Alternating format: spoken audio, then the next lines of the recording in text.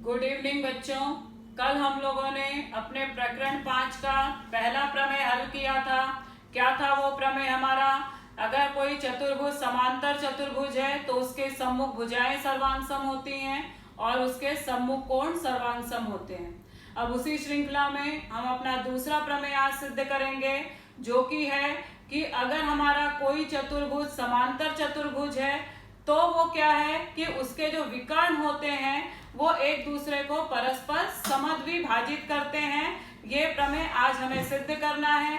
हम कैसे सिद्ध करेंगे? अब हमें पता है अगर कोई चतुर्भुज समांतर चतुर्भुज है तो उसकी सम्मुख भुजाएं समांतर होती हैं। अगर सम्मुख भुजाएं समांतर हैं और अगर कोई तिर्यक रेखा होगी तो मेरे कौन से कोण सर्वांगसम होते हैं? संगत, एकांतर और अंतर कोण।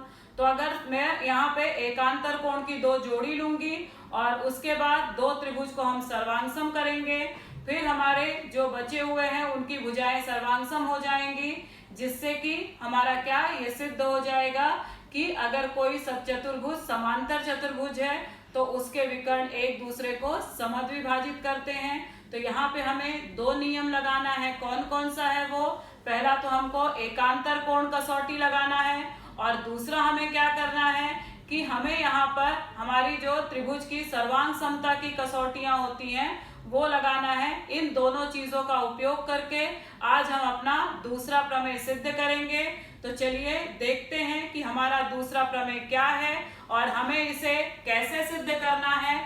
तो मेरा जो दूसरा प्रमेय है वो है कि अगर मेरा समांतर चतुर्भुज के विकर्ण परस्पर एक दूसरे को समद्विभाजित करते हैं। क्या है? चतुर्भुज समांतर है, उसके विकर्ण एक दूसरे को समद्विभाजित करते हैं। ये हमको सिद्ध करना है। तो हम क्या करेंगे देख लो। पहले हम आकृति में चलेंगे, फिर हम दत्त साध्य हल करेंगे। हमने एक चतुर्भुज लिया है PQRS, जो कि समांतर चतुर्भुज है। हम लेंगे विकर्ण PR और QS एक दूसरे को बिंदु O पर प्रतिच्छेदित करते हैं।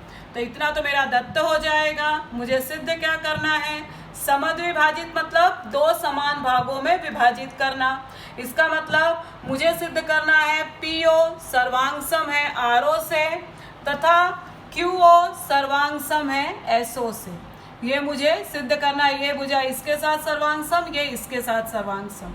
अब हम देखो तो ये दो अगर त्रिभुज या तो इन दोनों की जोड़ी ले लें या तो इन दोनों की जोड़ी ले लें। अगर मैं दो त्रिभुज की जोड़ी लूंगी तो मुझे ये भुजाएं मिल जाएंगी।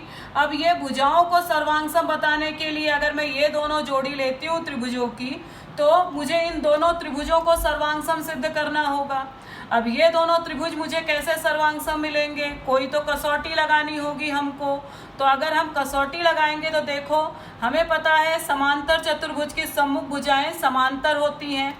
तो मेरा अगर PS समांतर है QR से, अगर मैं ले लूं कि PR तिर्यक रेखा है तो मेरा कोण SPR सर्वांगसम PRQ, ये वाला कोण सर्वांगसम हो जाएगा इससे। मगर मैं SPR लूंगी तो यहाँ तक चला जाएगा, मैं तो त्रिभुज यहीं तक लूंगी। तो अगर मैं यहाँ तक लूँ या यहाँ तक लूँ एक ही बात है। तो मैं क्या करूंगी, इसलिए त्रिभुज SPO सर्वांगसम होगा P से ना शुरू करके ORQ के। तो ये वाला कोण इसके साथ सर्वांगसम हो गया, एक चीज मिल गई हमको। दूसरा, अगर मैं फिर से ये भुजा को इसके साथ समांतर लूं और ये तिर्यक रेखा ले लूं तो मुझे ये वाला कोण इसके साथ सर्वांगसम मिल जाएगा। ये भी एकांतर कोण है, तो मुझे दूसरी जोड़ी मिल जाएगी। अब अगर मैं इन दोनों त्रिभुज में चलूं, ये कोण इसके साथ सर्वांगसम, ये कोण इसके साथ सर्वांगसम और भुजा PS सर्वांगसम होगी QR से। क्यों? समांतर चतुर्भुज की सम्मुख भुजाएं सर्वांगसम भी होती हैं। तो अब हमको कौन सी कसौटी लग गई? को भू को कसौटी से दोनों त्रिभुज मेरे सर्वांगसम हो गए। इसलिए PO सर्वांगसम होगा RO से, QO सर्वांगसम होगा SO से, जो कि हमें चाहिए था। सर्वांगसम त्रिभुज की संगत भुजाएं। इससे हमारा सिद्ध होता है कि समांतर चतुर्भुज के विकर्ण एक दूसरे को परस्पर समद्विभाजित करते हैं। तो हम इसको देख लेते हैं अपनी आकृति द्वारा। कैसे, हम आकृति से हमने देख लिया, अब हम दत्त देखते हैं। चतुर्भुज PQRS समांतर चतुर्भुज है। विकर्ण PR और QS एक दूसरे को बिंदु O पर प्रतिच्छेदित करते हैं। ये हमारा हो गया दत्त का पार्ट। अब हमको सिद्ध क्या करना है, मैंने आपको आकृति द्वारा दिखाया। रेख PO सर्वांग समरेख RO तथा रेख SO सर्वांग समरेख QO। ये हो गया मेरा साध्य वाला पार्ट। अब मैं उत्पत्ति कैसे शुरू कर रही हूँ, रचना कुछ करना नहीं है क्योंकि दत्त में हमको सब कुछ दिया है जो हमें ज़रूरत है। तो उत्पत्ति मेरी चतुर्भुज PQRS समांतर चतुर्भुज है। हमें पता है समांतर चतुर्भुज की सम्मुख भुजाएं समांतर होती हैं। समांतर होती हैं तो PS समांतर QR ये सम्मुख भुजाएं हैं। PS समांतर QR तथा PR तिर्यक रेखा है। अब इसलिए मैंने आपको आकृति से दिखाया कोण, इसलिए कोण SPR सर्वांग सम कोण PRQ एकांतर कोण।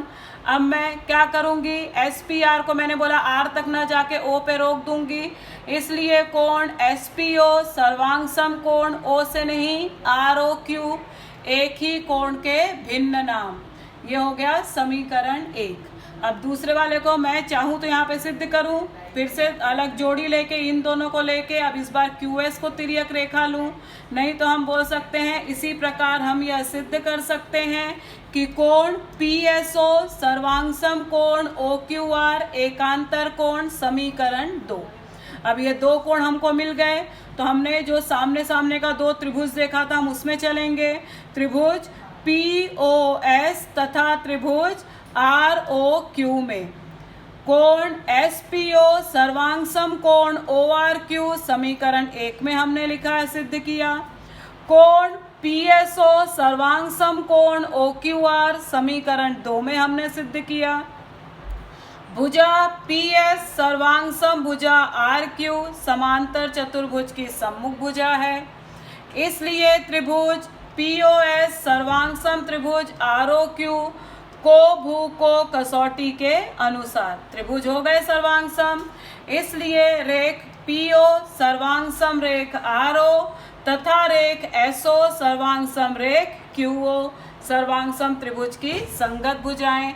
इससे हमारा सिद्ध होता है कि समांतर चतुर्भुज के विकर्ण परस्पर एक दूसरे को समद्विभाजित करते हैं। धन्यवाद।